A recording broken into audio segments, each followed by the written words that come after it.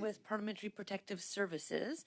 We have Mr. Mitch Monette, the Director of PPS, accompanied by Matthew Ritchie, Associate Chief Operations. Welcome to Procedure and House Affairs. The floor is yours for your opening comments. Should it be read? Okay, good. Yes. Bonjour. Good morning, Madam Chair and honorable MPs. Mon nom est Michel Monette. My name is Michel Monette. People call me Mitch. I'm pleased to be with you today to appear before this committee for the first time since I was appointed as Director of the Parliamentary Protective Service last November. While I will keep my remarks brief, I did want to take a moment to highlight a few things that I bring to this position. For the past 31 years, I have been proudly serving as a Royal Canadian Mounted Police Officer. I spent 23 of these 31 years specifically in protective operations. As a result, Parliament Hill and many members of its community are already quite familiar to me. À ce jour, ma carrière. Throughout my career, I've lived and worked in many parts of the country, from the Maritimes to the Arctic. That said, I was born in Timmins, Ontario, and identify as a proud Franco-Ontarian. In the few months following my appointment, I've been committed to building and strengthening the PPS's strong relations with its security partners, both on and off the Hill. Collaboration, communication, and consultation are at the heart of everything I do as Director. Given my personal commitment to client service, my love of history, and my sincere respect for those who dedicate themselves to serving our democracy, I'm thrilled to contribute my protective experiences to supporting the PPS's privileged mandate. Strong and efficient relationships with both our internal security partners, such as the Sergeant-at-Arms and the Corporate Security Office, and our external law enforcement partners are pivotal to me, and I nurture and value these connections immensely. Depuis mon arrivée au SPP, Since I started at PPS, I've made it my mission to be there day after day to listen to our community as a whole. I'm talking here about my employees as well as parliamentarians or Hill employees writ large. I will continue to be here for all of you and will pledge to work together to advance our collective goals of safety and security. I look forward to building and strengthening collaborative relationships that deliver results for our communities, and I'm available to answer any questions you may have. Please trust that I am honored and privileged to serve the parliamentary community in my role as Director, and that the PPS remains very grateful for your continued support. Madam Chair, honorable MPs, this concludes my opening remarks. I will be pleased, alongside my colleague, Inspector Matt Ritchie, who's been around for a long, long time, to answer your questions. Thank you. We will have 6-minute rounds, starting with Mr. Duncan, followed by Mr. Duguid, puis Madame Goudreau, et puis Madame Matheson. Mr. Duncan, 6 minutes through the chair. Thank you, Madam Chair, and thank you, gentlemen, for being here this afternoon with us. And most importantly, thank you for the service that you do to help protect ourselves, our democracy, our staff, and all the folks that work here within the parliamentary precinct. And maybe even starting with that, I think the evolution as well of parliamentary protective services and the role of security being required is an evolution over the years, constantly changing. In your years of service, you've probably seen the scope and the range of the protective services you need to provide, not only on the vicinity of downtown Ottawa, but even again into constituency security and for members out while they're out in their ridings or at home and so forth. Mr. Wright, if I can maybe have you talk about that evolution and you talk about your detailed experience there, how has that evolved in recent years? And maybe as part of that as well, the staffing complement and the size of the team required to provide those services that you do both here and in the broad mandate that you have to assist and protect us. So let me answer that wearing two hats. So, of course, as a member of the RCMP and having worked extensively on the protective side with the Prime Minister's detail, with the VIP units, with the Governor General's details, and having been involved in putting together several major events, and as well as in my current role as director here. So I can say, and I think unless you lived under a rock, we can say that the evolution and the polarization of the population has grown significantly. So clearly, that people are right or left, or call it what you will, has always existed, but now the temperature has changed. So that has had a significant impact on security, and so how do we do that, and how do we do that in a way that provides the people that we serve, and for that matter, the general public, how do we do that where we find a balance, right? So the jobs that our parliamentarians do, clearly, beyond the actual work that they do every day, they represent something. They represent, of course, everything, the Canadian values, democracy, and all of that. But how do we provide an adequate security posture that is commensurate to the threat while leaving an impression that, or more than an impression, the fact that of the proximity of the public to our parliamentarians? So I wish I could say there was an easy answer to that. There is no easy answer to that. In fact, we struggle with that on a regular basis. How do we do that? And as we're building the LTV, in the LTVP context of building the new Parliament Centre Block and all the projects, how do we find that balance of security, using modern technology, because technology is evolving greatly, and making sure it doesn't look like a police state, right? We don't want to replicate that. We see that happening in other places in the planet, and that's not what Canadians want, and it's not what this place represents. So we're constantly struggling. I wish there was an easy answer to that. All we can do is try to stay on top of the threats. I think all police departments, law enforcement, RCMP, us inside here, the Sergeant at Arms, we've all increased our intel capacity to try to get ahead of the threat, to try to cut to make the difference between what's an actual threat and what is a perceived threat. Understanding that for a person that is receiving comments or negative comments or some kind of a security, that although it may not necessarily be something that's actionable, that the person receiving it, of course, is going to be concerned, and of course will not be well, and of course may have an impact, if it's a parliamentarian, in how they do their jobs, right? And of course, that's a crux of what this place represents, right? Okay, I'm just going to pause real quick because I was trying to get the connection, and I know we did have a really good first hour. I know we had a really rough Tuesday meeting, but today we are here to speak about the incident in the gallery. So it's really exciting to have you here in your new role. We have not had you come join us, but I really hope we stay connected to why committee is meeting. And as I did, perhaps you didn't hear my opening comments, but I did mention that we're meeting today for the committee to continue its study of the parliamentary protocol related to its study of parliamentary protocol related to an incident in the Speaker's Gallery on Friday, September 22nd, 2023. So I would just hope we can stay, Mr. Duncan, colleagues, connected to why we are here so that the analysts can do their good job to be able to provide us something that we can report back to the House. C'est bien compris, Madam Chair, and I understand that, Madam Chair. more than happy to meet with the committee separately on this issue or individually to talk about this. I can talk about it all day long. It feels like that's excellent. Mr. Duncan, back to you on the study. Thank you. I asked the first question, was getting to my second one to bring it into the topic once again that we're talking about here, the incident in the gallery. So I think my point in what you laid out well is the evolving nature perhaps of physical threats, say cybersecurity, but physical threats and the protection of the precinct and the work that you do. I think the issue, what we've heard from a lot of witnesses over the course of this study, was that for guest lists and vetting, you would have access to, or for security purposes, to see if somebody has a history of being a physical threat to the precinct and what's going on. The challenge we had in the individual that we're speaking about in the incident where things were recognized, there wasn't a further vetting that would go, and we had a witness earlier this week that said, I wish we would have done a simple Google search and maybe this wouldn't have happened to a certain extent by saying, I wish we had done that.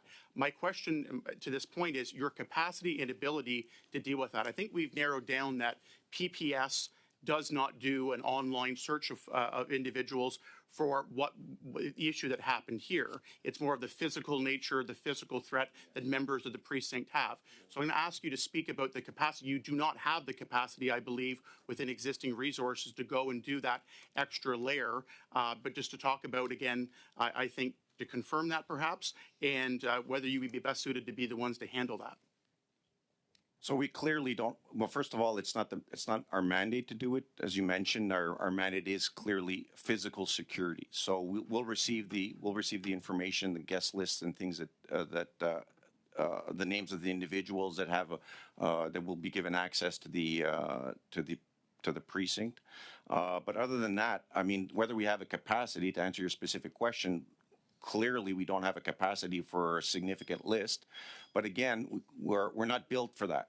So, I mean, doing those searches, as you mentioned, we have an intel unit that could definitely do that, but we would respectfully return that to the individual, to the units that are responsible for that for here. Thank you. Mr. Duguid, 6 minutes through the chair.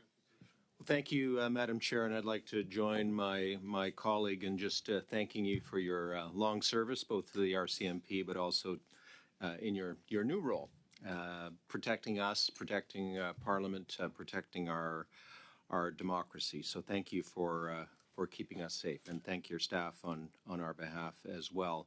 So we just clearly highlighted that the vetting that PPS doesn't go beyond physical security threats. Do you and we've talked about the evolution of the PPS. Do you see, and I'll just refer to your word that you used a number of times, collaboration. Yes. Do you see PPS potentially playing a role in sharing information and beyond the physical threat area? Well, again, I can speak to the strong collaborations that we currently have there from an intel perspective, and I'm putting aside the fact that we would or would not be given lists to check individuals. Just generally the threat environment. We have a unit. We work very closely with the Sergeant at Arms Intel unit, as well as the RCMP, as well as the Ottawa Police, as well as the Senate's security. So, and I want to say that that's getting better and better all the time, and as things evolve, we're getting better and better at it as well. So, Madam Chair, just to be clear, so the invitees to the speakers gallery, you would screen them for a security threat, like all guests. Correct. Okay, and the speaker would not. Well, I think you've answered the question. If I can add, sure. There could be an exception to the screening, which happens regularly. If the Sergeant at Arms provides us with a note to indicate to exempt someone from screening, for us that implies that they're vouching. Then those individuals can proceed without an actual physical screening through the mag and bag, as we call it. Yeah. Sorry about. The amplify on mag and bag. It's our jargon for magnometer and checking the bags. Okay. So it's yeah. Well, thank you. You've added to our vocabulary today, which is greatly appreciated. So, fundamentally, what this committee is trying to do is come up with recommendations so an unfortunate incident like this does not happen again. The country was embarrassed. This incident was used by Putin and Russia for propaganda purposes. We know that it has had a very negative and dramatic effect. Would you have recommendations for this committee on how to prevent this kind of incident from happening again from the vantage point of vetting? Realizing that you do the security threat analysis, but you might have advice for other arms of the government that you work with.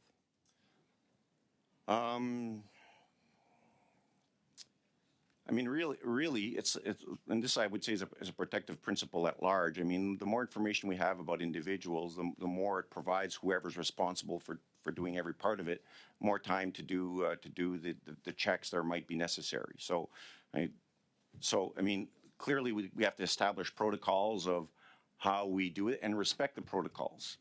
So one thing that we see sometimes in security is things happen on paper. We agree on protocols, but when the rubber hits the road, that not all those protocols are respected to the extent that they were, and lots of thought are generally put in behind those protocols. So cutting those protocols clearly puts us at greater risks. So in this case, the establishment of protocols in terms of having the names and have the names early enough that provides the time to do it, and that we don't bypass those protocols. Good response. Thank you very much. Done? Excellent. Just real quickly, if that's okay. So you just said that the Sergeant of Arms can send a note to have somebody bypass security. Yes. And that's making and Well, begging. bypass security, bypass the screening. Okay. And so for September 22nd, was such a note provided to PPS for anyone? There was, yes. There was notes. And would there be a list of those individuals, or? Yeah, so through you, Madam Chair. Typically, if there's any exceptions that need to be given to various peoples, whether it be for a parliamentary appearance or whatnot, it comes from the Sergeant at Arms office advising our teams through an established procedures that, for example, person X does not need to go through the detection. So they would be typically coming in through potentially a different entrance way, like not necessarily going through the Visitors Welcome Center, and they'd be met at the entrance typically by the person that is expecting them. So we take the direction there from the Sergeant at Arms office. Only. Exactly. Okay. If we follow protocols, yes. Perfect. Thank you. Madame Goudreau, 6 minutes parmi la présidente. Ms. Gallo, you have 6 minutes through the chair. Thank you very much, Chair. I'll have to admit that I was pretty surprised when my colleagues started speaking and we talked about security. I have been a member of Parliament since 2019, and we're feeling the temperature rising, but I do feel safe. Of course, when we compare what's going on in Quebec with the MNAs over there, we have some improvements to make here. But that said, I do appreciate all the changes that have been done and the evolution of the security situation to date. And I'm fully aware, obviously, that at times you do not have the legislative tools at your disposal. Here, we are in a partisan context, and we need to cope with this, and it can sometimes bother me from a security perspective. Sometimes we are outpaced by the rapidly changing security environment. So maybe we'll have these kind of tools when when there's true urgency. Now, I want to talk about the procedure. I could ask you the following question. What happens when Mr. Zelensky came? Or like when the French Prime Minister comes, what are the steps to ensure that foreign officials are safe and secure? So we're talking about an official visit like the one we have today? Yes. There are very clear protocols on this. Normally, we are advised by the Foreign Affairs Group. It can be heritage too if it's a monarch, for instance. Then there's security instructions that are given to whoever is managing it. The RCMP could be managing it, PPS could be managing it, and there will be meetings that will be scheduled for briefings, essentially, from the outset for any visit. And after the meeting, we just need to get all the information as soon as possible, because the more information we have with regard to the visitor's schedule, the better we can plan out every part of their day and the various security layers that we have to deal with.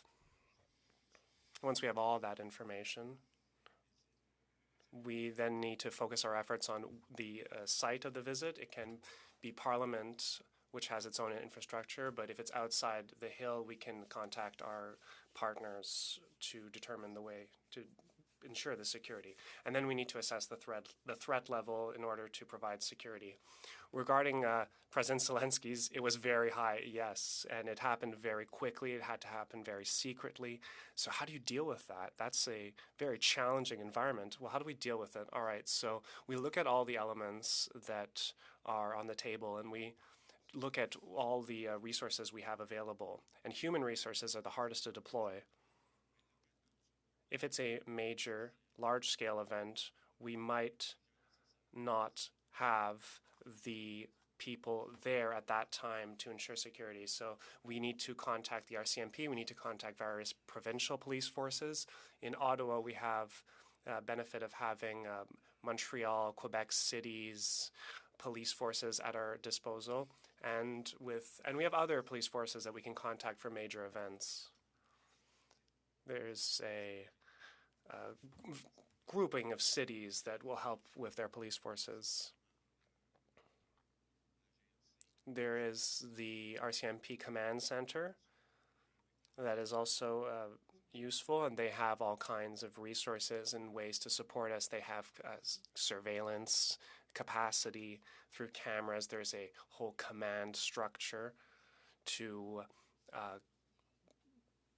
be able to organize these visits. Okay, I understand. So let's say there is an order from the Sergeant at Arms to saying that someone can come through and accomplish these procedures. Was Mr. Hunka included in this kind of a request or order from the Sergeant at Arms? You have to understand when that kind of thing only happens on the Hill. If there was truly a security concern, there's a few scenarios, for instance. Maybe we would contact our outside partners to do to collect additional information. But if there's no problems with somebody with regard to considering the information we receive, then that's fine.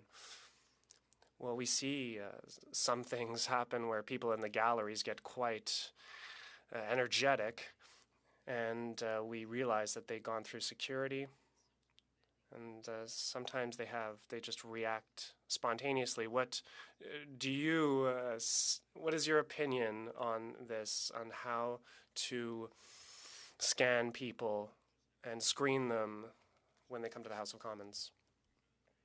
I can talk a bit about that. We talked about exemptions. We talked about a first level of exemption, a second level exemption. Sometimes we go beyond that, but I don't think we're doing that right here, right now. But sometimes it just becomes a reactionary response. We do understand that the guests, are guests. And does it bother you to see this temperature rise? How do we strike a balance going forward? I was going to ask that question later. Well, thank you, Madam Chair. Merci à vous. Thank you. Matheson, 6 minutes. Thank you, Madam Chair. And I too want to thank you both for being here today, but also for the service that you provide to us. In terms of that temperature rising, I was a staffer here during the shooting, and there's been quite a change over those years. And I'm always so grateful that you're there at those doors and in our hallways. So thank you so much. How many? I know this is a weird question, and probably really maybe the hardest one to ask, but how, on any given day, on average, how many events are run on the Hill? I guess there's all kinds of different levels of events, but That you would have to. Thank you for the question. Through you, Madam Chair. I would say annually we have about 3,500 events a year, and those range from one person with a sign to the President of the United States coming to visit. So there's several events daily of varying levels that we need to manage while balancing accessibility and parliamentary business. Okay. A lot of conversations have happened about how we better, obviously, look at the processes, who we allow in, whose responsibility that is, if it's an organization's responsibility to manage those lists, if it's the parliamentarian, if it would be our our security forces, therefore PPS itself. Could you give us your thoughts just on?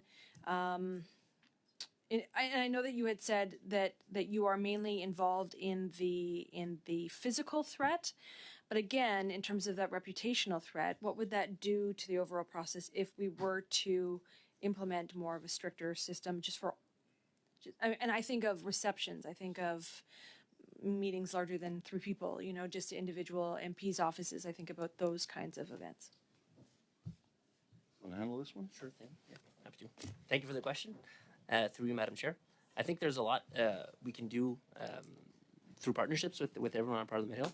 I think we need to ensure that we have the 3 pillars in place to ensure a secure precinct. And that includes IT, it includes infrastructure, and it includes people. Through our posture and through the support we do receive from the institutions, we ensure that everything goes relatively smoothly. And the way we ensure that happens is through preparedness, through practice, through tabletop exercises, and through training. So to answer your question, I believe the way we achieve that is just through preparedness and having the ability to respond quickly and being nimble with our posture. Okay. But an increase, are you at capacity now? If we were to increase that at all, what kind of impacts would that have on your ability to do your job now? I think right now we are hovering around where we should be from a numbers perspective. If we added more responsibility, we may need to look at more people to ensure that we're able to do that, to achieve our mandate. Mm-hmm. And also based on the ever-evolving threat, we do need to ensure that we're well positioned to support Parliament. Currently, we are where we need to be to meet our mandate as it stands now. One of the issues that I think we'll have to tackle in terms of the recommendations that we see is that balance, I guess, of that physical threat, reputational threat. And there's also been the balance of the partisan and the nonpartisan, the independence of certain offices versus I guess that over control of certain offices that are partisan. We certainly saw, I think, a little bit about that insistence that the Sergeant of Arms, of course, or the Speaker's office had that independence, and yet there may have been some instances where there's a belief that the PMO should have more, shouldn't have more. Can you talk about the importance of that independence between those offices? If we're talking about who vets those lists more, how do we ensure that independence of, I guess, your office in particular? But so through you, Madam Chair, I can assure that that from a PPS perspective, I want to say we do the job and we proceed without influence of one way or the other. For us, we are completely neutral in our approach to how we do security and to how we serve our clients. For us, we are depoliticized. We don't look at it that way, as we should not. So, and that's the marching orders that we receive, and that's the marching orders that I provide to our workers. So, in terms of specifically how you perceive it, my answer is I don't think that we get the influence that some might think we might have, that others might have on us. Yeah, I don't know if this answers your question, but yeah. One of the concerns that I've had is that throughout the exchange after the incident had occurred in the chamber, this committee received documents showing political staff changed from maybe emails to phone calls in discussing the issue. I just wanted to ask, when you're liaising with those political staff and so on, and even it's with PMO or so on, how do you ensure your paper trail and that accountability? Quick response, I guess. Through records keeping. I mean, if we, I guess it's all related to the event, to an event, and we open files. We maintain all the correspondence that are in exchanges that we have with parliamentarians or with the sergeant at arms or whoever it is that we're dealing with when it's attached to a file. Does that answer your question, kind of? One more time, so. All right, sorry. Your time. We will do our second round. Mr. Calkins, followed by Ms. Atwin. Mr. Calkins, 5 minutes to the chair. Thank you, Madam Chair, and I want to thank both of the witnesses here today. I've been a member of this place for quite some time, and I remember October 2014 very, very well.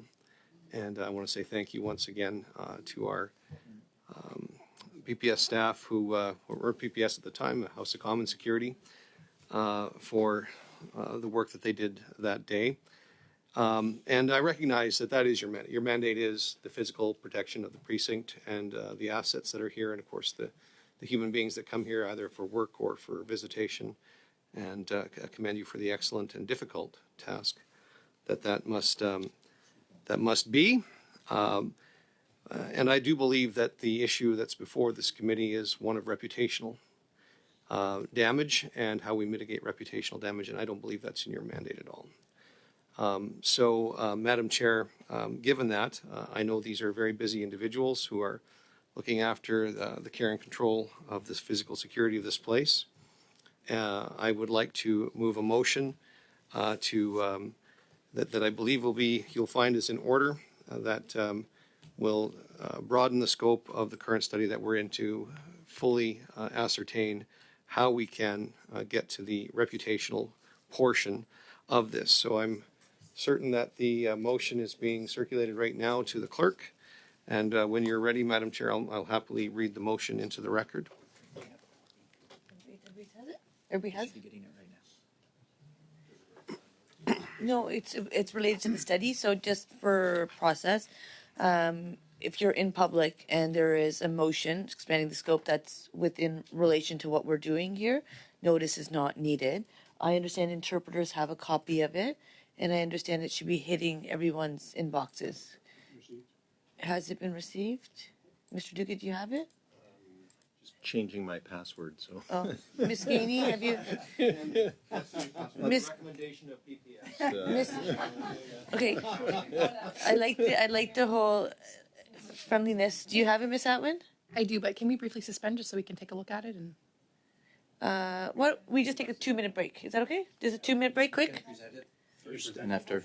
Okay, yeah. We'll get it right into the record. As long as you have it, that's all like conservative. Okay, as long as we have it. Yes, Mr. Calkins. Oh, so are you suggesting that our guests not stay? I think I can only speak for ourselves. We're happy with the testimony that we've received from our witnesses. I'll leave it up to the discretion of others to speak for themselves. Madame Goudreau, est-ce que vous avez des autres questions? Ms. Goudreau, do you have any other questions? Let's see what happens. Let's read this into the record. Do you mind staying with us for a couple minutes? And I'm going to get a sense of the room. Watch the show. Excellent. Mr. Calkins.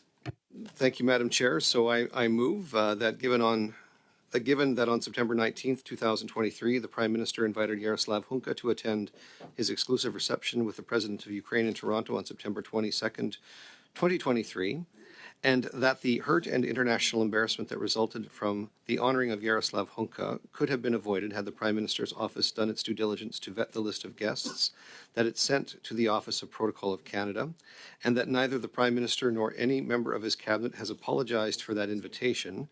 The committee expand the scope of its study on parliamentary protocol related to an incident in the Speaker's Gallery on Friday, September 22nd, 2023, to include the events leading up to the issuing of the aforementioned invitation, to explore the potential correlation between the invitation's issues for both events, and that, given that the former Speaker of the House of Commons is a central figure in the events leading up to the recognition of Yaroslav Hunka during the President of Ukraine's address to Parliament on September 22nd, 2023, and that the former Speaker has declined the committee's invitation to appear as a witness, the committee instruct the chair to write a letter to Anthony Rota, strongly urging that he appear along with his current and/or former staff who were involved in arranging for Yaroslav Hunka to attend, and be honored at the address for 2 hours. Just get a sense of the room. Okay. Thank you, Mr. Calkins. I do have Mr. Berthold on the list, followed by Mr. Duguid. I'm just going to actually take a 2-minute break to bring us back to speed and continue this, okay? So suspending for 2 minutes. Don't go far.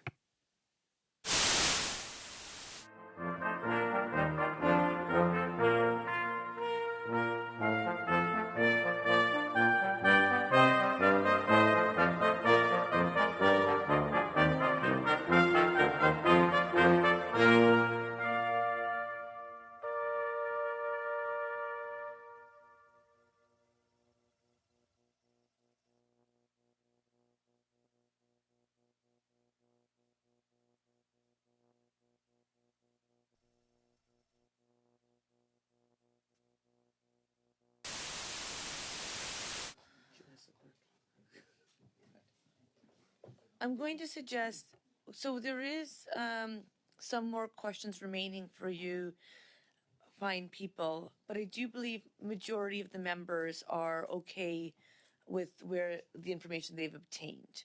So perhaps what we can do is we're going to continue with the motion on the floor. I do have a speaking list, and looking at the clock, I would like to see us actually get this resolved before 1 o'clock.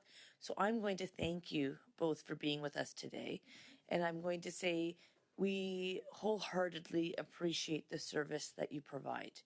I think you guys know me personally, especially. Will never walk by a PPS officer without giving a compliment on the weather and what you have to bear through. But you do really important work, and I know all members do really appreciate you. And we look forward to having you back at another time when you can stay for longer. So with that, you have a great day. Keep up the good work. Thank you. Okay.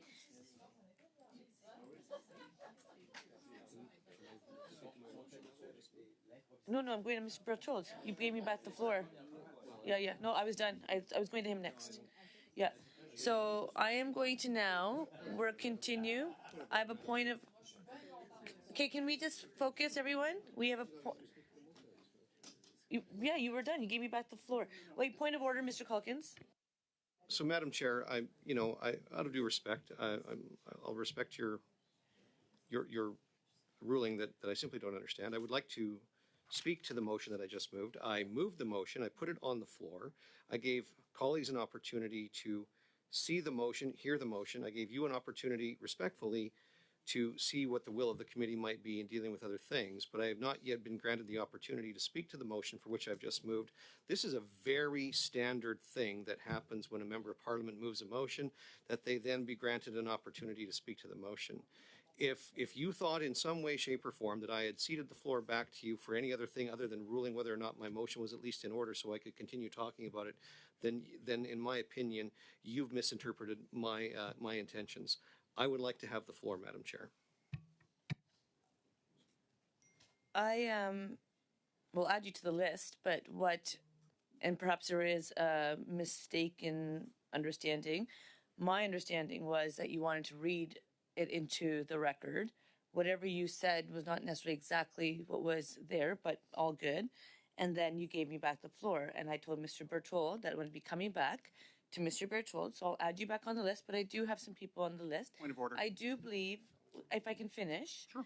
I do believe that there is agreement as to what this motion is and that we can actually resolve this motion really quickly and actually have done what you're asking to have done. So I will just say that I think it's important that we continue and have the discussion, which seems to be well received by all members. Mr. Duncan. Thank you, Madam Chair, for having to my on the point of order, on a point of order. Just the recollection of events and the understanding is the good natured move by Mr. Calkins to allow you to suspend by your request. Ms. Atwin had asked for a suspension to be able to read it and look at it and see it. And that's why that was done in good faith to allow that to happen. And again, Mr. Calkins laid that out very well.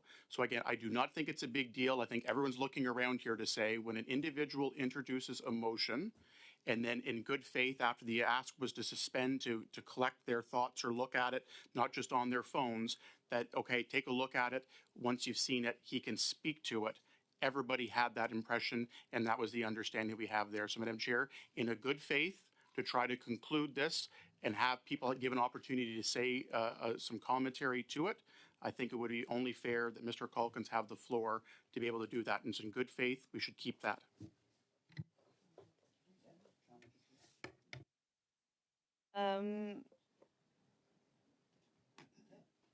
Mr. Calkins. Thank you, Madam Chair. Colleagues, thank you. And I apologize to any of my colleagues who had more questions for the Parliamentary Protective Services. But I feel, and I think a number of my colleagues here, at least on the Conservative side, feel that we haven't fully gotten to the end of where the issue lies insofar as coming up with the appropriate recommendations and finding out truly what happened. There seems to be enough inconsistencies in the testimony of whether information was or wasn't shared between parties.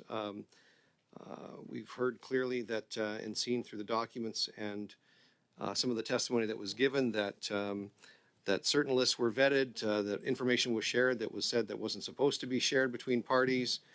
And we haven't come to a clear understanding of how Mr. Hunka was invited and who should have ultimately done the reputational vetting portion.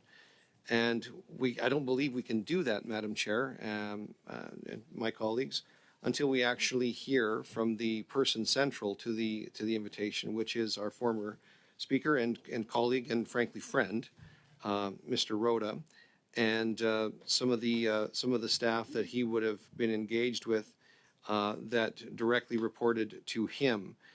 We've heard from the administration, from the House of Commons. We've heard from parliamentary protocol. We've heard from the Government of Canada protocol, and there is enough inconsistencies, I believe, in the information that we need to actually figure out how did not only Mr. Hunka get recognized in the House of Commons, but how was he also further invited by the Prime Minister to a fundraiser, a special event, an exclusive reception, as laid out in the motion, in Toronto as a guest of the Prime Minister of Canada. The reputational damage, I don't think we need to belabor anymore. Everybody here acknowledges that.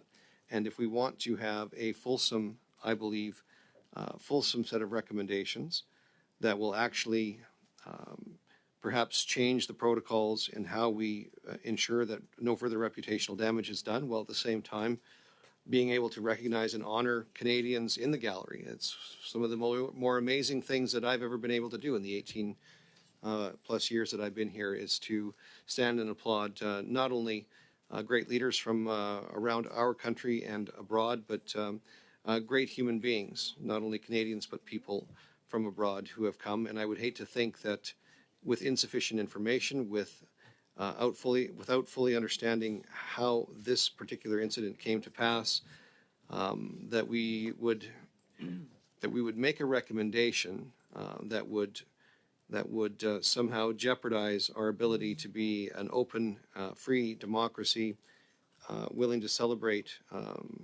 great achievements and great achievers, without fully understanding how we can vet to make sure that something as unfortunate as the Hunka incident doesn't happen again. So I would encourage my colleagues to consider this. The motion is written with a good intent, and I believe that there is still more information that this committee can receive to help fill in the missing pieces of the puzzle, to help close the gaps of the inconsistencies in the testimony that we've heard, so that we can come up with the best recommendations possible, not only for the betterment of our country, but the betterment of this institution and the betterment of our democracy. So with that, I'll give up the floor. I believe I'll let you decide that, Madam Chair, but thank you for letting me speak to my motion. Thank you. Mr. Berthold. Merci beaucoup, Madame la Présidente. Thank you, Chair. I would just like to say that I support this motion. My colleague moved it. Allow me to say, without reading it over again, just to go over the main points of the motion and explain why the motion is important, Madam Chair. We need to remind ourselves that this motivated our study. This event in the House of Commons is the topic of our study. There was another event that took place in that same time where that same individual was invited to an event. We see in the motion that on September 19, 2023, the Prime Minister invited Yaroslav Hanka to attend his exclusive reception with the President of Ukraine in Toronto on September 22, 2023. This event happened at the same time, was sent out at the same time as the invitation to invite him to the House, and was sent to the same individual. In Mr. Calkin's motion, he's talking about the international embarrassment and the harm caused by inviting Mr. Hanka. And this embarrassment could have been avoided if the PMO would have been diligent enough to double-check the list that it had sent to the protocol office. In the motion, it said that the motion says that neither the Prime Minister nor any member of his cabinet has apologized for the invitation. So now we're trying to talk about this. Earlier this week, and you saw it, Madam Chair, we tried to ask questions on how the Toronto event played out, and the government party immediately raised points of orders to tell us that we were outside the scope of the study, that we were off topic by asking questions about the Toronto event. This indeed wasn't in the motion to start the study. You allowed these points of order to stand by compelling Mr. Duncan to return to the study at hand, which is the invitation of Mr. Hanka to this House. You know, these events are really related. When I asked questions to the protocol officer, he said, in fact, he started talking about the Toronto event, and as of that time, I was allowed to continue, and then you once again heard a point of order from a Liberal colleague asking you to call us back to order. And you have made a decision that because the witness actually brought it up themselves, I was allowed to continue. But I was at the end of my questioning. And that leads me to believe, Madam Chair, that I did have a number of questions for the protocol officer about the connections and links between both events. And so, unfortunately, if we continue in the direction that we are starting now, we won't be able to ask the protocol officer these kinds of questions with regard to what happened in Toronto, because every time somebody on the Liberal bench will take the floor and make a point of order saying that, well, unfortunately, saying that we are off topic and that we're outside the scope of the committee's study. Madam Chair, we cannot look at these two events differently. They happened in a few hours from each other. It's not true that the lists weren't shared, that the guest lists weren't shared, and that we can't get these kinds of answers. We would have liked to ask certain questions about Mr. Hanka and why he was invited to this exclusive reception with the President of Ukraine in Toronto. There was a guest list that was provided by the Ukrainian Congress. But once again, is it normal that a guest list with 1,000 people was not double-checked, was not vetted? And we wanted to ask that question, but unfortunately we weren't able to. How can the Canadian Protocol Office, or rather, does the Protocol Office have a role to play in background checks when inviting somebody to events that are indeed invited by the Prime Minister? And if yes, if so, rather, how can we take that process into account for invitations in the House of Commons? Are there differences in how both protocol offices work? they need to work? Do they need to work together when when events are taking place in Parliament? Do they need to work independently from each other? The Protocol Office, and I was only able to find this out after the meeting. I spoke to the Chief Protocol Officer, and he said that in all events where there are foreign diplomats that come to all kinds of events that require any form of protocol activities, except for in cases where there are protocol activities organized by House of Commons and by Parliament.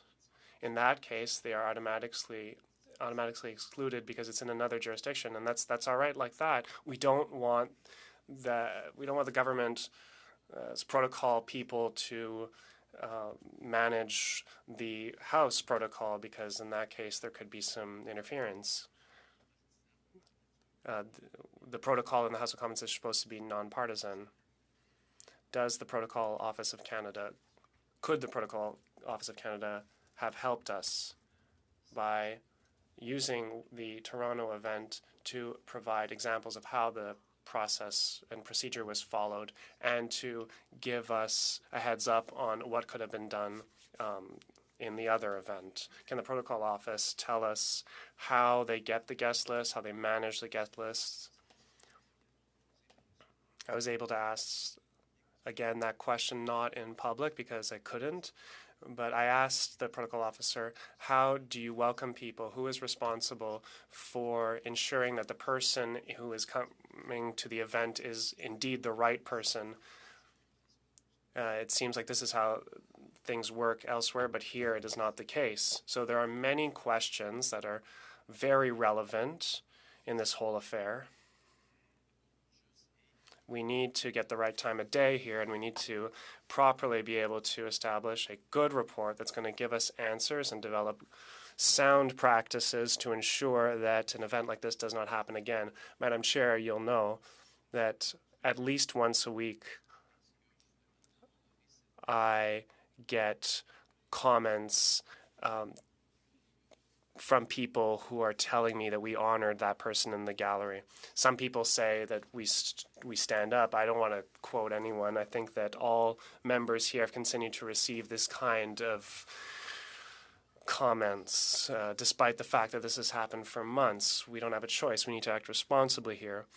But we cannot turn a blind eye to what has happened in a silo without looking at another event that happened almost simultaneously. They're both two very different protocol service offices took the reins on certain events, and it's really hard to look at that without looking at what happened here. The Protocol Service of the Government of Canada do all sorts of events. They do many, many more events than the House of Commons Protocol Office, and that's perfectly normal. Canada's a large country. There are events all over the country. There are guests from all over. And we had the Protocol Service from the House of Commons that were busy with the French Prime Minister's visit.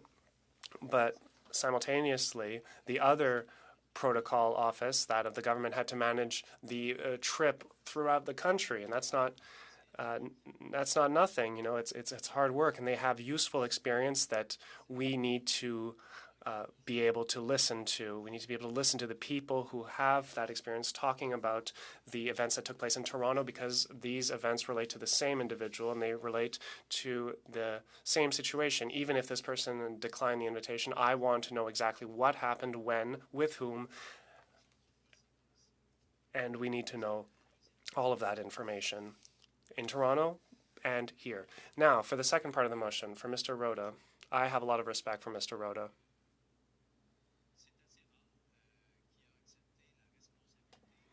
He took responsibility, and it's pretty rare to see it, and he resigned from his position. We don't see that very often. We haven't seen that a lot since 2015, Madam Chair. We haven't seen somebody resign following a mistake or other things that we don't know about because we didn't have the opportunity to ask him. Since the start of this study, we're beating around the bush. We're trying to get answers from either the PMO or the protocol office, We ask how the invitations were sent. We hear a bunch of things. We had a letter from Mr. Rhoda, who admitted he was responsible and did it in a very dignified way. We can say that for sure. However, Mr. Rhoda has the answers to many of our questions, and I believe that Canadians need to know. Once again, I have told you, and I've told members, that I am being personally blamed for the events that took place. Mr. Rhoda could explain and paint us the full picture of what happened. But if we don't have the opportunity to ask him the questions we need to ask, maybe we can give him a clean slate. We don't know. We haven't been able to ask him the questions on how this took place. We haven't been able to ask him questions about how Mr. Rhoda sent out the invitations, how he learned about Mr. Hunka. When Mr. Rhoda decided to pay tribute to Mr. Hunka, we need to know how his speech was written, what information was sent to PMO. You know, when you have a visit that important with a president of a country that is in a direct conflict with Russia, one thing is certain, Madam Chair: the government was failed. The government failed if it wasn't fully aware of the full details of Mr. Zelensky's visit. And if the government didn't fail by not being aware, it definitely failed with regard to inviting Mr. Hunka. We need to have those answers. We've tried to get those answers at many times, and we've tried from all kinds of witnesses since we've started our study. And then unfortunately, it seems that so long as we do not hear from a former speaker, Speaker Rhoda, we will not be able to paint a full picture and get the answers we need. Madam Chair, Mr. Rhoda and his team, I'm sorry, but I must interrupt you. Resources, we know we're tapped out, so that does provide me the ability as chair to adjourn the meeting, and we will find a way forward. So meeting adjourned. Have a good weekend.